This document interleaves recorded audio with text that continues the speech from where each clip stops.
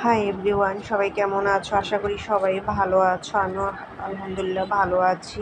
তো এর আগের ব্লগ ভিডিওটাতে তোমরা দেখেছিলে যে আমি কোটা আন্দোলনের মুখোমুখি হয়ে গিয়েছিলাম। তো এরকম কোটা আন্দোলনের মুখোমুখি হব আমি বুঝতে পারিনি। তো ওই দিন এক্সামটা হয়নি, ভালো হয়েছে। যদি এক্সামটা দিতাম তাহলে হয়তো বা আমি বেঁচে ফিরতাম না। তো তোমাদের ভালোবাসায় আর আল্লাহর রহমতে আমি বেঁচে ফিরেছি।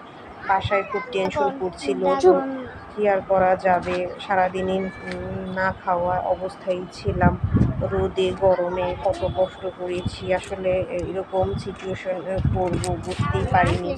তারপর চিন্তা করলাম যে আমি আসলে এই যে এক্সামের জন্য জীবন ঝুঁকির রিস্ক নিয়েছি। এতটা রিস্ক নেওয়া আমার উচিত হয় নাই। আসলে সেভাবে আমাদেরকে বলাও হয় নাই যে এক্সামটা হবে না। তো যাক, আমি আর কোটা আন্দোলন নিয়ে কিছু বলতে চাই না।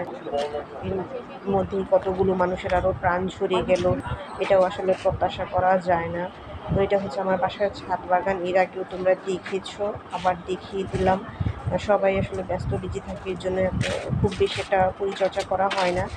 তো আমার চ্যানেলটা ভালো লাগলে অবশ্যই লাইক, শেয়ার অ্যান্ড সাবস্ক্রাইব করবে। আবার নেক্সট কোনো ব্লগ ভিডিওতে দেখা হবে। আল্লাহ হাফেজ।